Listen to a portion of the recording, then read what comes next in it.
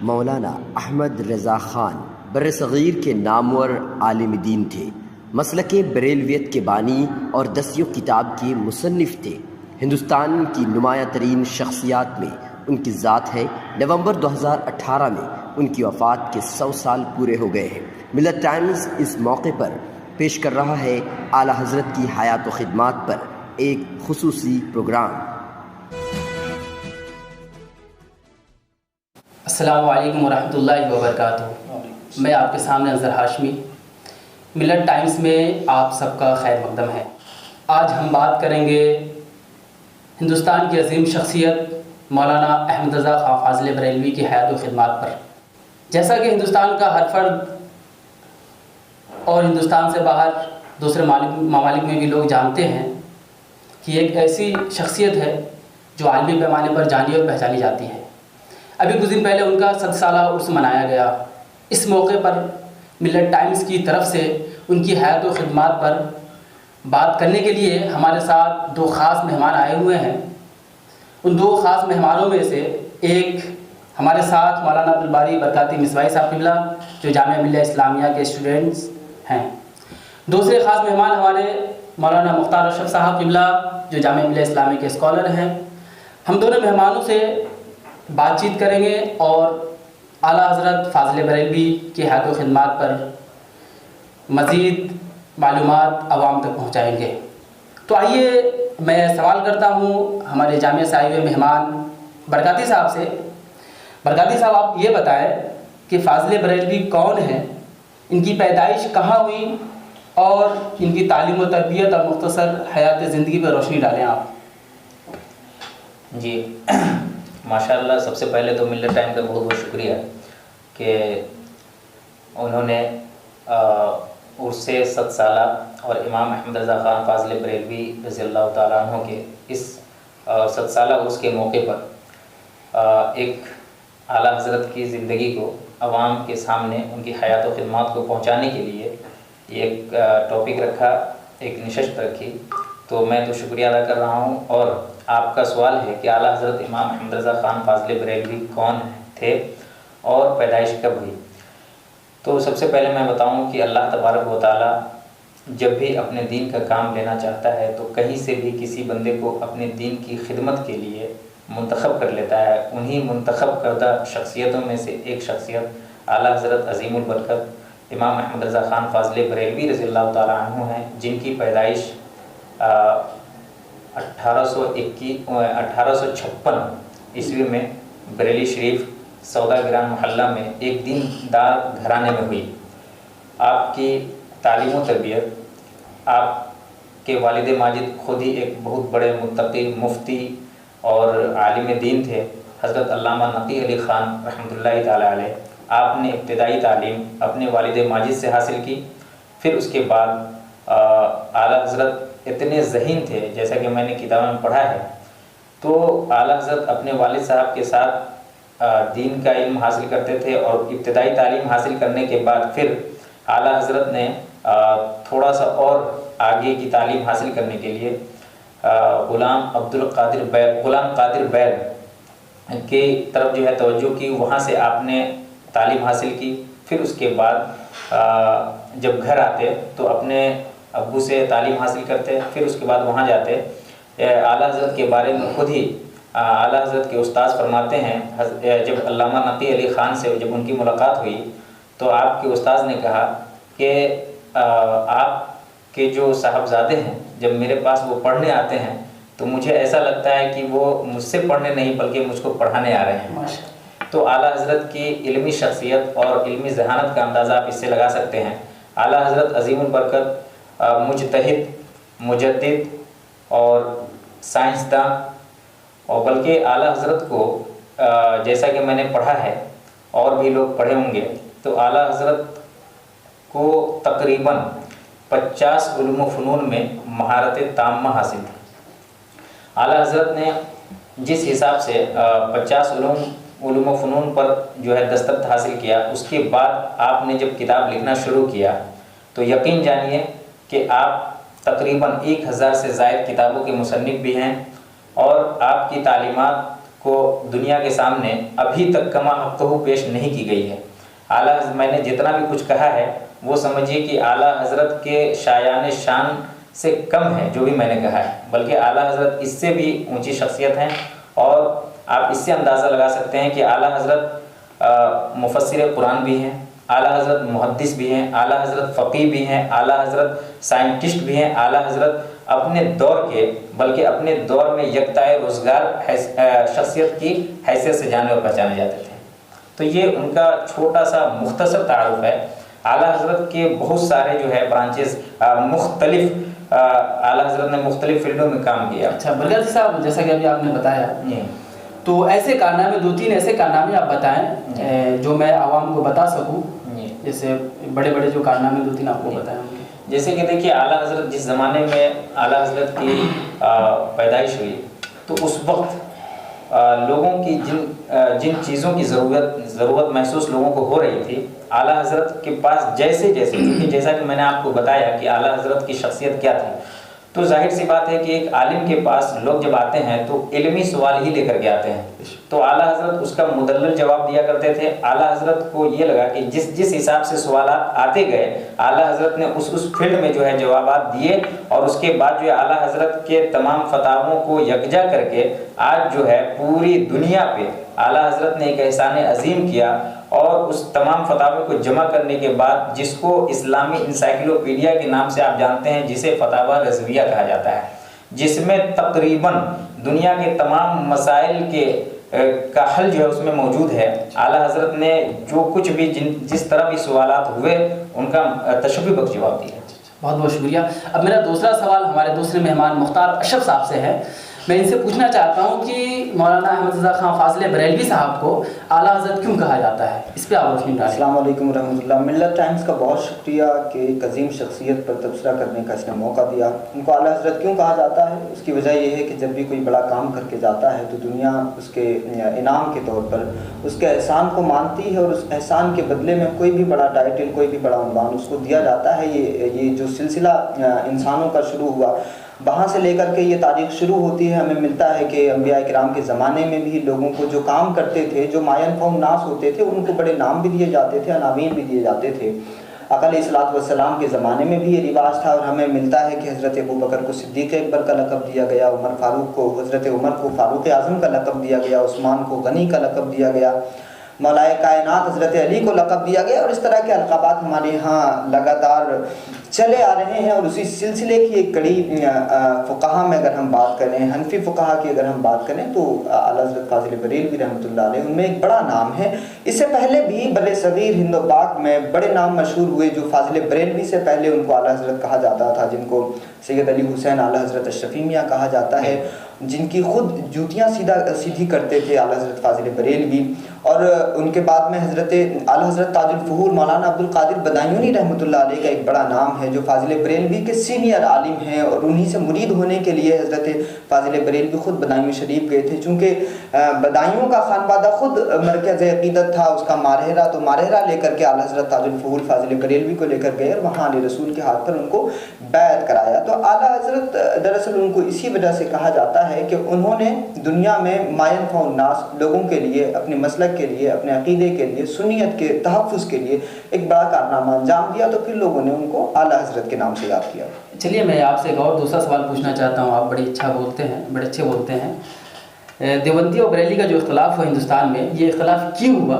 کیا یہ انگریزوں کی سازش تو نہیں ہے؟ جیسے انگریز کی سازش تھی کہ ڈیوائڈ اینڈ رول والی پالیسی تھی ان کی، کہ مسلمانوں کو یا انڈینس کو ڈیوائڈ کرتے تھے اور رول کرتے تھے، اس طرح کوئی معاملہ؟ یہ بہت اہم سوال ہے، اور اس کو سنجیدگی سے سمجھنا بھی چاہیے۔ مسلمانوں کو کبھی بھی یہ نہیں ہونا چاہیے کہ وہ جس شخصیت سے تعلق رکھتے ہیں یا جس سے جذباتی جڑاؤ ہے، ایسا نہ ہو کہ کہیں ہم ناانصافی کر بیٹھے ان جذباتی جڑاؤ کی وجہ سے۔ انہوں نے ظاہری طور سے جو بھی کام کیے ہیں، ہمیں اس کو حسن ظن پر محمول کرنا چاہیے۔ ظاہر ہے ان کی اپنی خدمات ہیں، لیکن وہ جو زمانہ ہے وہ بڑا خطرناک زمانہ ہے۔ 1856 میں فاضل بریلوی کی پیدائش ہوئی ہے اور 1857 میں غدر کا ماحول پیدا ہو گیا ہندوستان میں. اور یہاں آپ دیکھیں گے کہ اس سے پہلے یعنی فاضل بریلوی کی پیدائش سے پہلے یہاں پر وہابی فتنہ جو اسماعیل دہلوی کی شکل میں انٹروڈیوس ہوا تھا اس کا جواب اسی وقت میں اس کے دینے کی شروعات ہو گئی تھی. اور اس میں ایک بڑا نام حضرت علامہ فضل حق خیر آبادی رحمۃ اللہ علیہ کا ہے. پھر انہی کے شاگرد علامہ فضل رسول بدایونی ہیں, مولانا عبدالحامد قادری بدایونی ہیں, مولانا سمیع اللہ رامپوری ہیں. یعنی ایک بڑی فہرست ہے. جیسے ہی یہ فتنہ محمد بن عبد الوہاب نجدی کے ذریعے نجد میں اٹھا اور اسی نجد کے فتنے کو پڑھ کر یعنی کتاب التوحید کو پڑھ کر جب محدث دہلوی کا ایک خاندان کا ایک فرد شاہ اسماعیل دہلوی وہاں سے پڑھ کر جب ہندوستان میں آیا اور اس اللیگل اور غیر قانونی توحید کو ان اتھرائزڈ توحید کو جب یہاں پر لاگو کرنے کی کوشش کی اور لوگوں کو اس کا پرچار کرنے کی کوشش کی تو اسی زمانے میں سیف الجبار بھی لکھی گئی, علامہ فضل رسول بدایونی نے لکھی, علامہ فضل حق خیر آبادی نے کتابیں لکھی, المعتقد المنتقد لکھی جس پہ خود فاضل بریلوی نے شرح کی اور اس کا حاشیہ وغیرہ بھی لکھا. تو اس زمانے میں وہابیت کے اس فتنے کی جو ابتدا ہوئی تھی جواب وہیں پہ دیا جا رہا تھا. اب یہ بات سمجھنا بہت ضروری ہے صاحب کہ ہم سے تقریباً 8 صدیوں سے لگاتار عیسائی اور یہودی دنیا لڑ رہی تھی. میدان جنگ میں سلطان صلاح الدین ایوبی نے ان کو پچھاڑا, کبھی محمود غزنوی نے ان کو پچھاڑا, کبھی نور الدین زنگی نے ان کو پچھاڑا. ہم ایک تاریخ پڑھتے ہیں صلیبی جنگوں کی اور یہ ہم سے ہارتے رہے. تو جب یہ لگاتار 8 صدیوں تک ہم سے ہارتے رہے تو پھر عیسائی اور یہودی دنیا نے لڑنے کی اسٹریٹجی بدلی, اپنا طریقہ کار بدلا. اور یہ وہ زمانہ تھا کہ جب رسول پاک کی سیرت کو پڑھ کر کے لوگ مسلمان ہو جاتے تھے, مسلمانوں کا اخلاق و کردار کو دیکھ کر لوگ مسلمان ہو جاتے تھے. ادھر دھرم کے ٹھیکیداروں کے پیٹ پر جب لات لگی تو انہوں نے اپنا طریقہ وار بدلا, جنگ کا طریقہ بدلا, اور پھر انہوں نے یہی سمجھا کہ یہ جو کعبے میں جھاڑو لگانے والے ہیں ان کو ہی کعبے کا دشمن بنا دیا جائے. اور اس کے لیے انہیں پالیسی اپنانا تھی اور اسی پالیسی کے تحت انہوں نے مسلم دنیا میں آ کر مدارس میں تعلیم حاصل کی, حدیث کو پڑھا, فقہ کو پڑھا, تفسیر کو پڑھا, تمام علوم اسلامی کو پڑھا جو آج مدرسے میں پڑھائے جاتے ہیں. اور انہوں نے تمام مسائل کو پڑھ کر, تمام احادیث کی کتابوں کو پڑھ کر کے اسی میں سے چند چیزیں نکال کر کے آؤٹ آف دی کنٹیکسٹ کر دیا اور اس کو لوگوں کو سمجھانے کا شروع کر دیا کہ صاحب یہ دیکھیے قرآن کیا کہتا ہے, یہ دیکھیے قرآن کیا کہتا ہے. میں آپ کو بتاؤں مثال کے طور پر رسول پاک کی سیرت سے متاثر ہو کر لوگ مسلمان ہوتے تھے. اور بہت بڑا المیہ ہے کہ لوگ اس کو سمجھتے نہیں ہیں. جب آقا علیہ الصلوۃ والسلام کی اس سیرت سے متاثر ہو کر بڑی تعداد مسلمان ہو رہی تھی, اسی زمانے میں مستشرقین نے ایسی بھیانک اور خطرناک کتابیں لکھی کہ یورپ کی ماؤں کو جب اپنے بچوں کو ڈرانا ہوتا تھا تب وہ رسول اللہ کا نام لیتی تھی. یہاں تو چھوٹی چھوٹی باتوں پر بڑے بڑے واویلا مچ جاتے تھے اور لوگ ہنگامہ کرتے تھے, لیکن یورپی دنیا میں یہ کام بڑی اسٹریٹجی اور پلاننگ کے ساتھ ہو رہا تھا. اب نتیجہ یہ ہوا کہ وہ قرآنی آیت بھی پیش کرتے تھے, حدیث کی عبارتیں بھی پیش کرتے تھے, تو کہیں نہ کہیں اسپرٹ ختم ہو جاتی تھی. جب انسان کے سامنے, مسلمان کے سامنے جب بات رسول اللہ کی ہو رہی ہو تو وہ سوچتا ہے, وہ اسپرٹ جب اس کی ختم ہو گئی تو اب دھیرے دھیرے وہ مزاج شروع ہو گیا کہ اگر اس کے سامنے رسول پاک کے علم غیب پر بھی کوئی اعتراض ہوتا ہے تو مسلمان خاموش ہے, رسول پاک کی حیات پر اگر کوئی بات کرتا ہے تو مسلمان خاموش ہے, ایصال ثواب کے تعلق سے اگر کوئی بات کرتا ہے تو مسلمان خاموش ہے. یہ وہی زمانہ تھا کہ جب مسلمانوں میں عقائد کے اعتبار سے تقسیم ہو رہی ہے.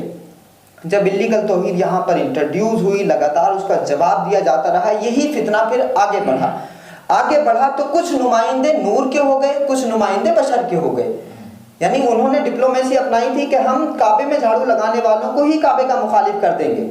تو جو کعبے کے پاسباں تھے وہی دشمن ہو گئے کعبے کے. تو جب آپسی وار چل پڑی تو پھر نتیجہ یہ ہوا کہ جو انگریزوں کا کام تھا, جو عیسائی اور یہودیوں کا کام تھا, وہ مسلمانوں نے آپس میں لڑ کے اس کو آسان کر دیا.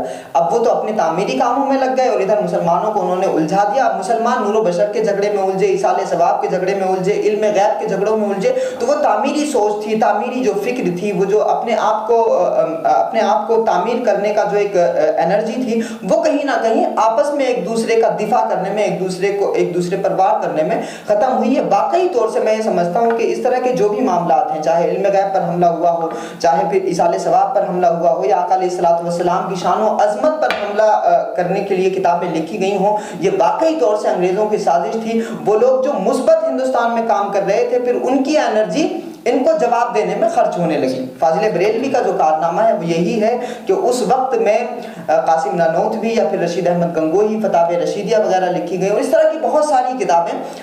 اب تو دنیا کے سامنے انٹرنیٹ کا زمانہ ہے, سب پڑھ سکتے ہیں, سن سکتے ہیں. فاضل بریلوی نے ان پر مدلل جوابات دیے اور اسی وجہ سے پھر اہل سنت والجماعت کی جو ایک قدیم روایت ہندوستان میں چلی آ رہی تھی, یعنی غریب نواز کے کیے ہوئے مسلمانوں کی جو ایک روایت تھی, اس کو انہوں نے زندہ کیا, باقی رکھا اور ان کو تحفظ فراہم کیا. مختار صاحب, جیسا کہ آپ نے کہا, آپ کی باتوں سے واضح ہو گیا کہ یہ اختلافات جو ہمارے درمیان دیوبندی بریلی کی شکل میں آیا وہ دراصل انگریزوں کی ایک سازش تھی. تو کیا یہ جو اختلافات جو ہوئے ہمارے علماء اہل سنت اس کو ختم نہیں کر سکتے؟ نہیں, دیکھیے میں اس ٹرم سے ہی ٹوٹلی اختلاف رکھتا ہوں. دیوبندی بریلوی کوئی اختلاف ہی نہیں ہے. دیوبندی ایک مدرسہ ہے, بریلی میں بھی ایک مدرسہ ہے. آج کل جیسا کہ سوسائٹی بنا ہوا ہے, ٹرم بنا ہوا کہ وہاں دیوبندی ہے. سوسائٹی کیا سوچتی ہے اس سے ہم پر کوئی فرق نہیں پڑتا. سوسائٹی کو بتانے والے ہم ہی لوگ ہیں, چونکہ ہم پڑھ رہے ہیں, تعلیم حاصل کر رہے ہیں, اس لیے لوگوں کو بتانا ہے کہ ریالٹیز کیا ہیں. اور ریالٹی یہ ہے کہ دیوبند بھی ایک مدرسہ ہے اور بریلی میں بھی ایک مدرسہ ہے. ان مدرسوں سے فارغ ہونے والے بریلوی یا دیوبندی ہوتے ہیں. دراصل اس کے پیچھے جو فکر ہے اس فکر کو سمجھنا بہت ضروری ہے. دیوبندی بریلوی جھگڑے کے پیچھے وہ فکر ختم ہو جاتی ہے جو اصل فکری تھی. دراصل دنیا میں 3 طرح کی فکریں ہیں مسلمانوں میں, یا تو پھر شیعہ ہیں, یا سنی ہیں, یا پھر وہابی ہیں.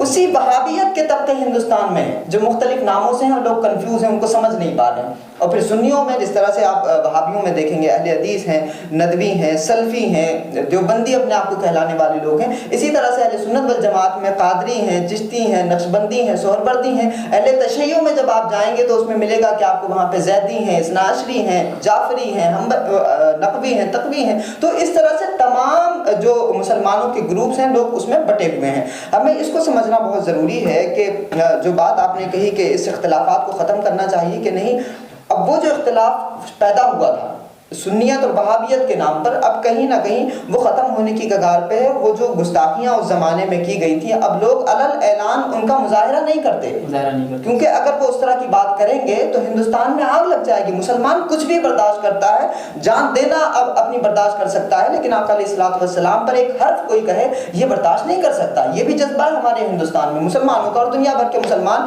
اپنے آقا سے ایسی ہی عقیدت و محبت رکھتے ہیں. تو آج جب لوگ اس طرح کی باتیں علل اعلان نہیں کہہ رہے ہیں اور کہنا بھی نہیں چاہیے, تو پھر ضرورت ہے کہ جو نکات یا جو پوائنٹس ہمیں اتحاد کی دعوت دیتے ہیں, یعنی اللہ ایک ہے, رسول ایک ہے, دین ایک ہے, مذہب ایک ہے, قرآن ایک ہے, ایک ہی قبلے کی طرف منہ کر کے ہم سب نماز پڑھتے ہیں, تو ان تمام پوائنٹس پر ہمیں آج کے دور میں متحد ہونا چاہیے. اور میں اس کے لیے ایک مثال چھوٹی سی آپ کو دوں کہ جب آقا علیہ الصلوۃ والسلام کے زمانے میں ذوالخویسرہ تمیمی, ایک بخاری شریف کی حدیث اور ذوالخویسرہ تمیمی کے ہی عنوان سے ہے, اس زمانے میں جب اس خارجی نے آقا علیہ الصلوۃ والسلام کی طرف انگلی کا اشارہ کر کے کہا کہ یا محمد اتق اللہ وعدل, اللہ سے ڈریے اور انصاف کریے, حضور نے فرمایا ان لم اتق اللہ من یتق اللہ, ان لم عادل من یعدل, اگر میں انصاف نہیں کروں گا تو کون کرے گا, میں اللہ سے نہیں ڈروں گا تو کون ڈرے گا, میں نے تو بتایا ہے کہ اللہ ایک ہے. حضرت خالد بن ولید اٹھے, تلوار نکالنے کی کوشش کی, حضور نے فرمایا کہ نہیں, اس کو قتل مت کرو, ورنہ لوگ یہ کہیں گے کہ محمدن یقتل اصحابہ, کہ محمد نے اب اپنے اصحاب کو قتل کرنا شروع کر دیا. یہ حیا پیدا ہونا بہت ضروری ہے, کیونکہ رسول اللہ نے یہ فرمایا کہ دراصل یہ نماز پڑھتا ہے. یہودیوں اور عیسائیوں کی نظروں میں جو اس کی امیج ہے وہ یہ ہے کہ یہ مسلمان ہے. یہ بات بہت اہم ہے کہ ہمیں اگر اسلام کو رسوا ہونے سے بچانا ہے تو جو ہماری فکر کا نہیں ہے, یا ہمارے عقیدے کا نہیں ہے, یا ہماری طرح پاجامہ اور ٹوپی نہیں پہنتا ہے, یا ہماری طرح داڑھی مونچھ نہیں رکھتا ہے, تو ہم انہی باتوں کو بنیاد بنا کر اس پہ غور نہ کریں, بلکہ یہ سمجھنے کی کوشش کریں کہ یہ اللہ کے دین کو ماننے والا ہے. کم سے کم اس کے دل میں جو ہے وہ خدا جانے بندہ جانے, ہمیں اس کے ساتھ صحیح برتاؤ کرنے کا حکم دیا گیا ہے. اگر کوئی واقعی طور سے گستاخی اس سے سرزد نہیں ہے تو پھر ہمارا کوئی حق نہیں بنتا ہے کہ ہم اس پر کسی بھی طرح کا لانچھن لگائیں.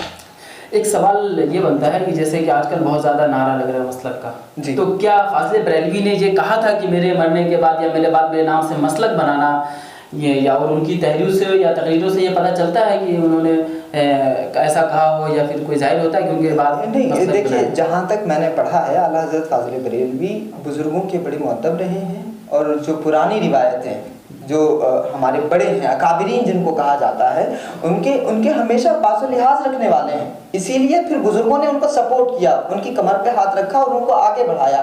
وہ ہر بارگاہ کے بڑے مؤدب رہے ہیں. تو حضرت فاضل بریلوی کی کسی تعلیم سے, کسی جلسے کی تقریر سے, کسی تحریر سے ہمیں ایسا نہیں ملتا کہ وہ کام کیا جائے. آپ مسلک کی بات کر رہے ہیں، فاضل بریلوی کی کسی تحریر و تقریر سے ہمیں یہ نہیں ملتا کہ انہوں نے کسی ایسے کام کرنے کی ابتدا کی ہو کہ جس کی وجہ سے فتنہ و انتشار پیدا ہوتا ہو۔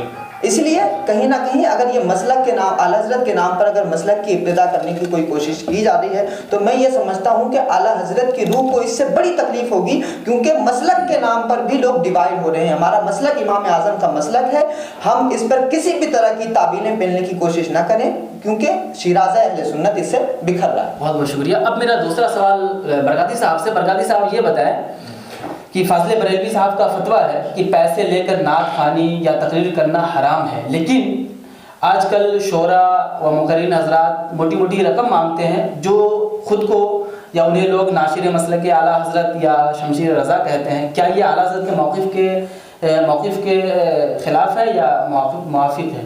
نہیں، جیسا کہ سوال میں آپ نے پہلے بتا دیا ہے، سوال ہی آپ کا جواب ہے کہ اعلیٰ حضرت کا فتویٰ ہی ہے اس کے خلاف۔ لیکن جو ان سے وابستہ لوگ ہیں وہ لوگ جو شمشیر اعلیٰ حضرت مسلک اعلیٰ حضرت کہتے ہیں وہ لوگ خود کر رہے ہیں۔ میں جواب دے رہا ہوں اس پہ۔ جی، اعلیٰ حضرت نے کلیئر کٹ کر دیا اپنے فتوے سے کہ پیسہ لے کر کے تقریر کرنا، نعت پڑھنا، اور یہاں تک کہ دعا تعویذ وغیرہ کا معاملہ یا پھر جو ہے کسی کا بھلا کر دینا، کسی طرح بھی آپ پیسہ لے کر کے کوئی بھی کام نہیں کریں۔ اعلیٰ حضرت کا کلیئر کٹ موقف ہے اس میں۔ تو پھر ایسے لوگوں کو آپ اپنے اسٹیج پہ دعوت کیوں دیتے ہیں؟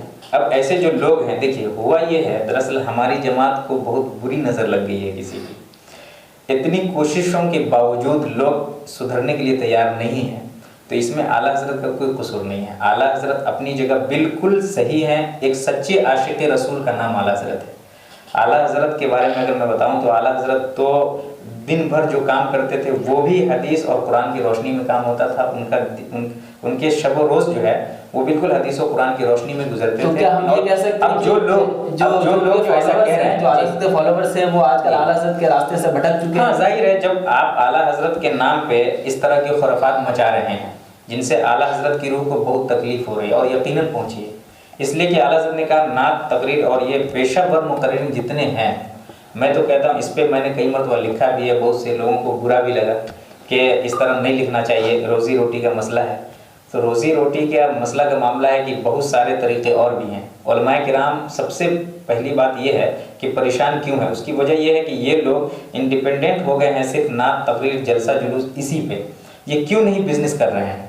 یہ کیوں؟ اگر یہ پڑھے لکھے ہیں تو اگر یہ بزنس کرتے تو پھر ان سے اچھے بزنس تو کوئی کر ہی نہیں سکتا۔ آقا کریم صلی اللہ علیہ وسلم کی سنت مبارکہ ہے بزنس کرنا، یہ بزنس نہیں کر رہے ہیں اور میلاد میں جاتے ہیں، اور میلاد میں بھی آج دیکھ لیجیے آج کی تقریر اور جلسہ جلوس سے تو میں بالکل سہمت نہیں ہوں۔ کوئی اصلاح نہیں ہو رہا ہے، کوئی اصلاح نہیں، چونکہ وجہ یہ ہے کہ بالکل مغرب کے بعد یہ لوگ جلسہ شروع کرتے ہیں اور فجر تک چلاتے ہیں، اور اس وقت جو ہے ختم کر کے اور بغیر فجر کی نماز پڑھے سو جاتے ہیں، رات بھر جو ہے جگتے ہیں اور اس کے بعد فجر کی نماز گول کرتے ہیں۔ تو اس سے جو ہے جتنا پڑھا لکھا طبقہ ہے وہ سب بیزار ہے۔ اچھا برکاتی صاحب، قبروں و مزارات پہ جو خرافات ہو رہے ہیں، جی، جسے کچھ لوگ کہتے ہیں کہ یہ شرک یا بدعت کی شکل میں جو نمایاں ہو رہا ہے، سوسائٹی میں اس کا برا اثر جا رہا ہے، اس کے حوالے سے فاضل بریلوی نے کیا کہا تھا؟ بالکل، فاضل بریلوی کا موقف جو ہے ہر ایک چیز پہ سب، اللہ تبارک و تعالیٰ نے فاضل بریلوی کو یہ بالکل اس حساب سے چنا تھا، منتخب کیا تھا۔ اعلیٰ حضرت کی غیبی مدد سمجھی ہو رہی تھی کہ اعلیٰ حضرت تو بالکل اس معاملے میں ہر وہ کام جو اللہ اور اس کے رسول کے خلاف ہو، شریعت محمدی کے خلاف ہو، ہر اس چیز سے اپنی برات کا اظہار کر دیا۔ اور اس پہ یہاں تک کہ اعلیٰ حضرت کا فتویٰ ہے کہ مزار شریف پہ ڈھول تاشا گانا بجانا یہ وہ جتنا بھی ہے یہ سب کچھ حرام ہے، اس سے اعلیٰ حضرت کا کوئی لینا دینا نہیں اور نہ اسلام کا ہے۔ سب سے بڑی بات یہ ہے کہ اعلیٰ حضرت اسلام کے موقف کے حوالے سے ہی بات کرتے ہیں، اور اسلام نے کلیئر کٹ کہا ہے کہ مزار پہ، اب دیکھیے کہ آج کل کچھ لوگ سوال کرتے ہیں کہ مزار پہ جو ہے عورتیں چلی جاتی ہیں، تو اس پہ کیا ہے؟ اعلیٰ حضرت نے سخت حرام لکھا ہے اس کو۔ یعنی یہ کہہ سکتے ہیں کہ آج کل کے جو بریلوی لوگ ہیں وہ اعلیٰ حضرت کے راستے سے بھٹک چکے ہیں۔ جو لوگ ایسا کر رہے ہیں وہ اعلیٰ حضرت کے راستے سے بھٹکے ہوئے ہیں، انہیں چاہیے کہ وہ اعلیٰ حضرت کی صحیح تعلیمات کو پہ عمل کریں اور اس کے راستے پہ آ جائیں۔ میں مولانا مختار اشرف صاحب سے پوچھنا چاہوں گا کہ اعلیٰ حضرت کے نام سے مسلک بنانا یا ان کی طرف منسوب کر کے کوئی جھوٹی بات کہنا یا نعت خوانی، نعت و تقریر کی شکل میں کاروبار کھڑا کرنا، کیا یہ اعلیٰ حضرت کے موقف کے موافق ہے؟ نہیں، دیکھیے اعلیٰ حضرت کے موقف کے موافق وہ بات ہو ہی نہیں سکتی جو اسلام کے مخالف ہو. اور ہم دیکھ رہے ہیں یہ ہندوستان کا مزاج ہے، بر صغیر کا مزاج ہے کہ یہاں ایشیا کے ماحول میں جو ان کو گمراہی سے نکالنے آتا ہے اسی کو یہ بت بنا دیتے ہیں. آپ حضرت عیسیٰ علیہ السلام کی تاریخ میں دیکھیں گے کہ حضرت عیسیٰ علیہ السلام کے چند حواریین ہیں، جیسے ہی ان کا وصال ہوا آج تک دیکھیے چرچز میں آپ کو ایک شکل دکھائی دے گی حضرت عیسیٰ علیہ السلام کے لوگوں نے بنائی ہوئی، حضرت مریم کی بنائی ہوئی، اور اسی کے نام پہ دھندا چل رہا ہے. بھارت کا مزاج ہی یہ ہے، کیونکہ لوگ ہر چند مہینوں چند سالوں بعد میں یہ سوچنے لگتے ہیں کہ یار اب اس کے نام کا دھندا ختم ہو گیا ہے، چلو مارکیٹ میں اب نیا بھگوان لے کے آتے ہیں، اور پھر اسی کو دکھا کر کے لوگ پیسہ لوٹتے ہیں. تو ایسا کرنا اس مسیحا کی تعلیمات کے تو خلاف ہی ہے. فاضل بریلوی نے باضابطہ جلسوں کے حوالے سے ان کو مینجمنٹ دینے کی کوشش کی، مزارات کے حوالے سے باتیں کہیں، کچھ چیزوں سے اختلافات ہو سکتے ہیں. یہی اسلام کی خوبصورتی ہے کہ یہاں مت بھید ہوتے ہیں، من بھید نہیں ہوتے ہیں. فاضل بریلوی نے اپنے حساب سے جو بات کہی ہے ہم اس کو اپریشیٹ کرتے ہیں. ماننا نہ ماننا یہ ہم پر ہے، یہ ہم پر چھوڑ دیا گیا ہے. انہوں نے ایک فتویٰ دیا، تھوپا نہیں کسی پر. اب اگر وہ فتویٰ تھوپا جاتا ہے تو یقیناً زیادتی ہے، لیکن وہ چیزیں جو اسلام کو بدنام کر رہی ہوں، شریعت کو بدنام کر رہی ہوں، ساری ملت اسلامیہ کی ذمہ داری ہے کہ اس کے خلاف ایکشن لیں. اچھا، ایک سوال اٹھتا ہے مختار صاحب کہ وہاں سے وابستہ لوگ سیاست کو مذہب سے الگ کیوں سمجھتے ہیں؟ اگر کوئی سیاست میں آتا بھی ہے تو ان پہ طرح طرح کے فتوے لگانے کی کوشش ہوتی ہے، انہیں وہاں سے بھگانے کی کوشش کیا جاتا ہے. نہیں، میں اس سوال کو ہی صحیح نہیں سمجھ رہا ہوں. اس کی وجہ یہ ہے کہ صرف وہاں سے وابستہ لوگ نہیں ہیں. جیسے کہ ابھی چند توقیر رضا خان صاحب کے حوالے سے آپ بات کریں گے، اور بھی بہت سارے لوگ جیسے غلام حسن بلیابی صاحب. بالکل صحیح ہے جو بات آپ کہہ رہے ہیں، یہ صرف وہاں کا معاملہ نہیں ہے. صحیح، یہ تقریباً ہماری پوری جماعت اہل سنت کا مسئلہ بن گیا ہے، بلکہ پورے مسلمانوں کا معاملہ ہے. پورے مسلمانوں کا معاملہ ہو گیا کہ اگر کسی بھی طبقے کے لوگ اگر دیکھتے ہیں کہ کوئی داڑھی ٹوپی والا سیاست میں آ گیا یا سانسد میں کھڑے ہو کے بول رہا ہے اور حق بات کہہ رہا ہے، سچ بول رہا ہے، تب بھی لوگ یہ کہتے ہیں مولانا کا سیاست میں کیا کام ہے. بالکل، یہ بات سمجھنی چاہیے کہ سیاست ایک میدان ہے، اس میدان میں گندگی ہے. سیاست گندی نہیں ہے، سیاست کے میدان میں گندگی ہے. اچھے لوگ نہیں پہنچیں گے تو وہ گندگی بڑھتی جائے گی. اور اسلام جرم سے نفرت کرتا ہے، اسلام گندگی سے نفرت کرتا ہے، گندوں سے نفرت نہیں کرتا. اسی لیے تصوف کی تاریخ میں آپ کو ملے گا کہ گندے لوگ جب آتے تھے اپنی گندگیوں کو لے کر غریب نواز کی بارگاہ میں، محبوب الہی کی بارگاہ میں، تو وہ پھر روشنی لے کر کے جاتے، کفر کی گندگی لے کر کے آتے تھے اور ایمان کا نور لے کر کے جاتے تھے. یہ جو مزاج ہے سیاست کے حوالے سے وہ نہایت تھرڈ کلاس مزاج ہے، اور اس کی اصلاح ہونی چاہیے. لوگوں کو بتانا چاہیے کہ جب اچھے لوگ سیاست میں نہیں پہنچیں گے، اور سیاست اسلام کا ایک حصہ ہے. سیاست تو اسلام کا حصہ ہی ہے، اسلام کا حصہ ہے. سیاست کو ہم اسلام سے الگ کر ہی نہیں سکتے. بالکل، جو ریاست مدینہ قائم ہوئی باضابطہ ہجرت مدینہ ہے، ہجرت حبشہ کی طرف ہجرت ہوتی ہے، لیکن حضور نے مدینہ کی جانب ہجرت کی. اس کی وجہ یہ ہے کہ اپنی ایک اسلامک اسٹیٹ کھڑی کرنا ہے. لوگوں کو right to religion, right to expression, freedom of speech, RTI، یہ جتنے بھی طرح کے نعرے لگ رہے ہیں سب کو انٹروڈیوس کرانا ہے. اسی لیے اللہ کے رسول صلی اللہ علیہ وآلہ وسلم نے باضابطہ سنویدھان دیا، لوگوں کو حکومت کرنے کا سلیقہ سکھایا. جی، اور جو سوال آپ کا ہے کہ ایسا کیوں ہے، لوگ ایسا کیوں سمجھتے ہیں، وہ دراصل دلیل یہ دیتے ہیں کہ غریب نواز نے درباروں سے تعلق نہیں رکھا. نظام الدین اولیاء کا مشہور قول ہے کہ اگر بادشاہ، میرے خانقاہ کے 2 دروازے ہیں، بادشاہ جب اس دروازے سے آئے گا تو میں اس دروازے. تو یہ تصوف کو ادھورا سمجھنے کی بنیاد پر ہے. بات دراصل یہ ہے کہ تصوف کے تمام پہلوؤں کو جب آپ سمجھیں گے تب بات سمجھ میں آئے گی. نظام الدین اولیاء، یہ سلسلہ چشتیہ کے بزرگوں نے درباروں سے دوری بھلے ہی رکھی ہو، لیکن سلسلہ سہروردیہ کے لوگوں کو ملے گا کہ وہ ہمیشہ درباروں میں ہی رہے اور ان کا شیخ الاسلام کا وہاں پر عہدہ رہا. یہ تصوف کو سمجھیں تو بات سمجھ میں آئے. اور آج کا ایک آخری ایک اہم سوال جو اس سے رسوی کے موقع پہ اٹھا تھا، میں برکاتی صاحب سے پوچھنا چاہوں گا کہ وہ سوال بہت اہم ہے اور بہت ہی سوشل میڈیا، فیس بک، واٹس ایپ، ٹویٹر پہ بہت زیادہ ہنگامہ ہے اس سے 7 سالہ کے موقع پہ یہ اعلان کیا گیا ہے، عوام اہل سنت کو یہ کہا گیا کہ اجمیر شریف نہ جائے. کیا یہ اعلیٰ خواجہ غریب نواز سے نفرت کی وجہ ہے؟ نہیں. دراصل آپ تک جو سوالات آئے ہیں، جو سوال نہیں، جیسا کہ میں دیکھ رہا ہوں نیوز پیپر، سوشل میڈیا کے ذریعے، جی، اعلان اصل میں یہ نہیں ہوا ہے کہ اجمیر نہ جائے. اعلان یہ ہوا ہے کہ وہاں کے جو کچھ خدام ہیں، یہ شرط ہے، بلکہ میرے پیر و مرشد حضرت سید امین میاں قادری برکاتی نے ہی اعلان کیا. جی، تو مجھ سے اچھا جو ہے اس معاملے میں نہیں کوئی بول پائے گا. اور میں بالکل، اس لیے تو میں نے آپ سے سوال کیا ہے، میری بات ہوئی ہے، اس وجہ سے میں بالکل یقین کے ساتھ کہہ سکتا ہوں. اور وہاں سے جو ہے بالکل ایک ابھی ہمارے پاس جو ہے کئی ثبوت اکٹھا ہیں اس میں موبائل میں. حضرت امین میاں نے یہ نہیں کہا کہ اجمیر نہیں جانا چاہیے. بلکہ حضرت امین میاں نے یہ کہا ہے کہ ہندوستان میں اگر اسلام پھیلا تو اس کے جو ہے اس کا پورا سمجھیے کہ حصہ جو ہے وہ غریب نواز پہ جاتا ہے. غریب نواز اگر ہندوستان تشریف نہیں لاتے تو پھر ہم اور آپ جو بیٹھ کے بات کر رہے ہیں یہ شاید کر پاتے. تو غریب نواز سے نفرت نہیں ہے کسی کو اور نہ کوئی کر سکتا ہے. تو پھر روکنے کی وجہ اصل یہ ہے کہ ہوا یہ ہے کہ وہاں کے ابھی کچھ دنوں پہلے ایک کامران چشتی نامی ایک شخص ہے جو وہاں کے خادم ہیں شاید, تو اس خادم نے صحابہ کرام کو لعن و طعن کیا, تشنیع گالی وغیرہ دی, اور اس کے بعد جو ہے اعلیٰ حضرت فاضل بریلوی جن کے بارے میں ہم آج بات کر رہے ہیں ان کو برا بھلا کہا, گالیاں تک دیں اور بہت برے بھونڈے الفاظ سے جو ہے اس نے یاد کیا جو ایک پڑھا لکھا شخص نہیں یاد کر سکتا ہے, اور میں اپنی زبان سے وہ ان کی جو ہے بات وہ کوٹ نہیں کر سکتا ہوں. تو یہی وجہ ہے, تو اس وجہ سے جو ہے. اور دوسری بات یہ ہے کہ وہاں کے خدام آپ خود دیکھے ہوں گے, جو لوگ اجمیر گئے ہیں وہ دیکھتے ہوں گے کہ وہاں پہ زیادہ تر خدام جو ہے وہ ہیں فاسق و فاجر ہیں, اور وہ اہل سنت والجماعت سے ہے بھی نہیں. سب سے بڑی بات یہ ہے آج لوگوں کو یہ شک ہو رہا ہے کہ وہاں پہ جو ہے وہ اہل سنت والجماعت کے لوگ ہیں, بریلوی طبقے سے جو تعلق رکھتے ہیں وہ لوگ. ایسا نہیں ہے, وہاں پہ جو زیادہ تر جو خدام ہیں وہ شیعہ ہیں. تو اس وجہ سے ایسا ہو رہا ہے, اور یہ شیعہ کا ہی اعلان ہے. اچھا, اور یہ مین وجہ یہی ہے, روکنے کی مین وجہ یہی ہے. تو اصل بغیر سے سوال یہاں یہ بنتا ہے کہ آپ شیعہ ہونے کی وجہ سے ان کو روک رہے ہیں, یا پھر یہ کہ انہوں نے جو لعن طعن کیا ایک دو کے کرنے کی وجہ سے آپ وہاں جانے سے عوام کو روک رہے ہیں. میری بات کمپلیٹ ہونے دیجیے. ایک دو کے وجہ سے آپ وہاں جانے کے لیے روک رہے ہیں.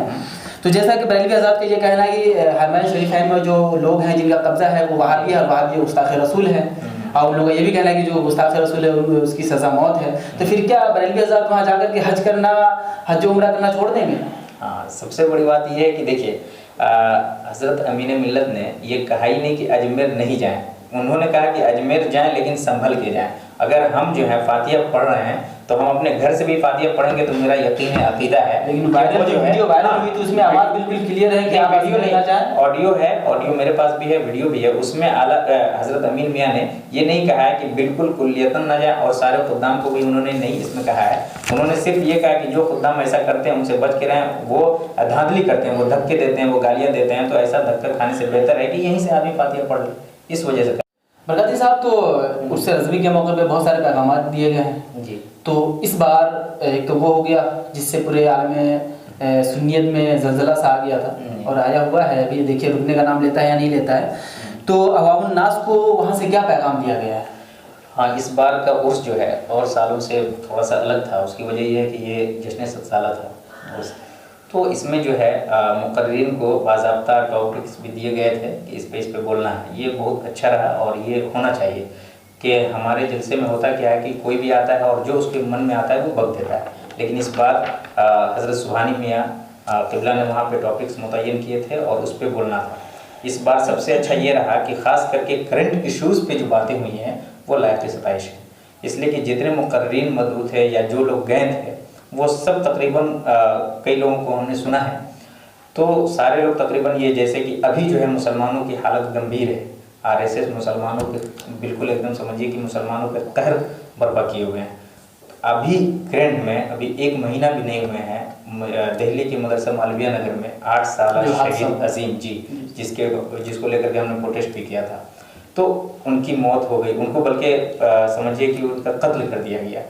تو اس سے پہلے جنید, اس سے پہلے پہلو خان, اور اسی طرح سمجھیے کہ مسلمانوں کا جو قتل کا معاملہ جو چل رہا ہے RSS کے ذریعے, اس پہ بھی جو ہے مقررین نے اس بار لب کشائی کی اور کہا کہ مسلمان ہم لوگ جو بھی کام کر رہے ہیں وہ ٹھیک ہے, لیکن ایک کرنٹ ایشوز پہ مسلمانوں کو کیا کرنا چاہیے, تو ایک پلیٹ فارم پہ آنا چاہیے, اور آنے کے بعد جو ہے RSS کی چال کو سمجھ کر کے ان کے دفاع میں کیا کر سکتے ہیں اس کے لیے ایک لائحہ عمل تیار کرنا. لیکن ابھی جو آپ کے مطلب آپ کے سے جو سب سے اہم ہے وہ ابھی RSS کے یہاں گئے تھے, وہ جو عباس نقوی صاحب ہیں, تو اس کے حوالے سے آپ کیا کہنا چاہیں گے؟ ہاں دیکھیے, معاملہ یہ ہے کہ ابھی کیونکہ اس سے پہلے جو ایک ورلڈ صوفی فورم ہوا تھا اس میں آپ کے لوگوں نے یعنی بریلوی حضرات نے بڑی زوروں پہ مطلب وہ کیا تھا, اختلاف کیا تھا, تو اس لیے آپ اس پہ ابھی جو دوبارہ وہ گئے پھر وہ BJP کے چھوٹے نیتا کے پاس گئے, جس کے حوالے سے کیا کہنا چاہیں گے؟ دیکھیے, معاملہ یہ ہے کہ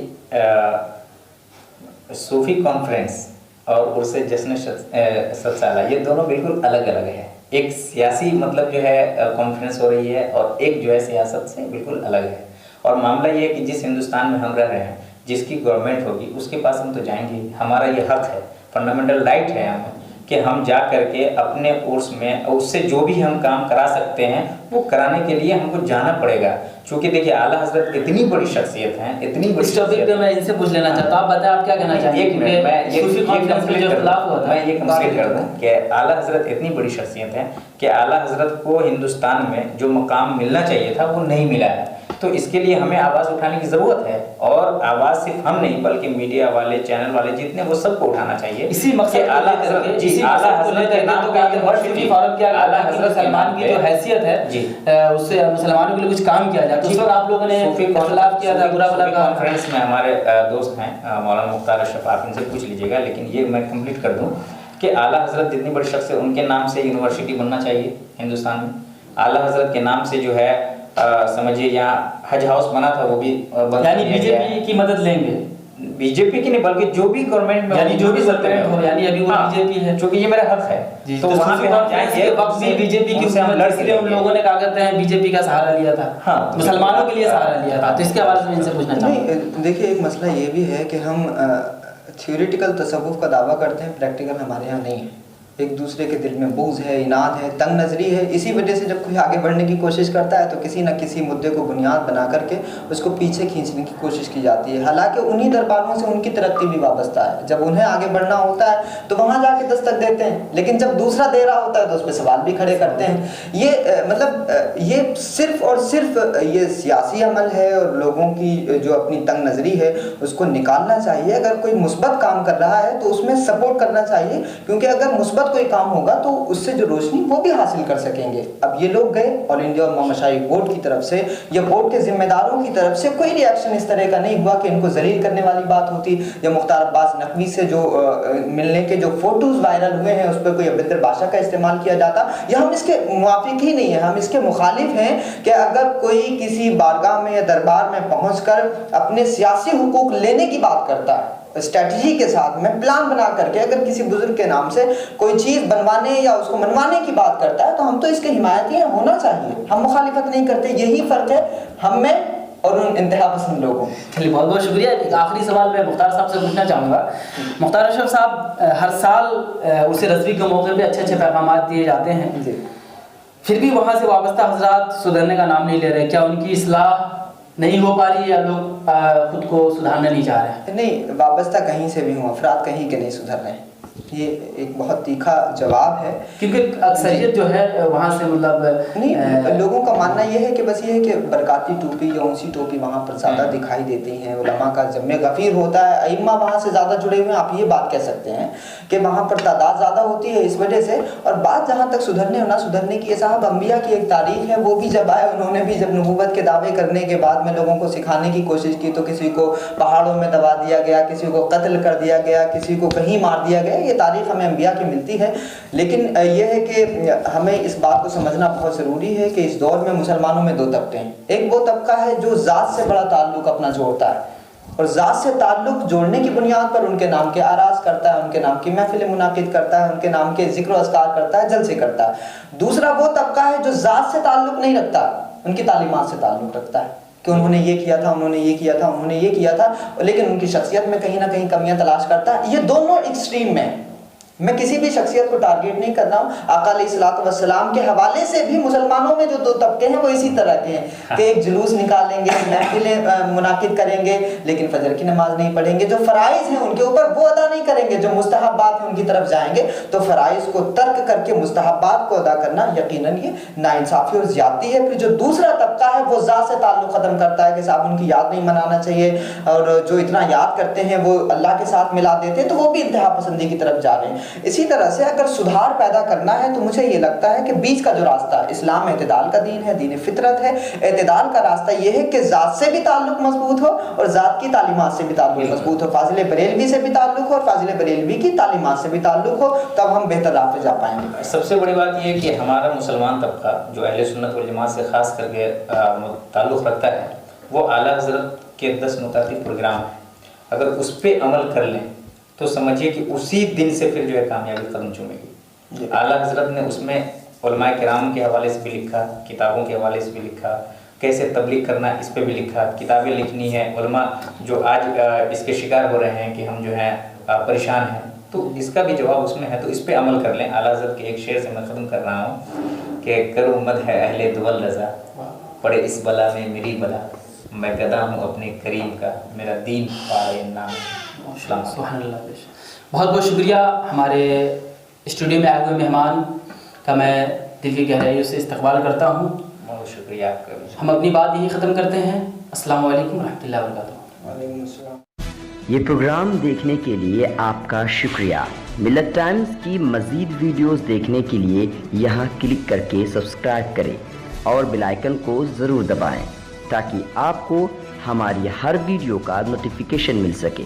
فیس بک پر ملت ٹائمز کا پیج لائک کریں، ٹویٹر اور دیگر سوشل اکاؤنٹ کو فالو کریں۔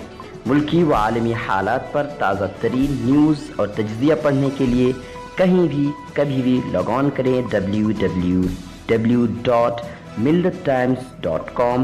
اردو، انگلش، ہندی تینوں زبانوں میں موجود ہے یہ ویب سائٹ۔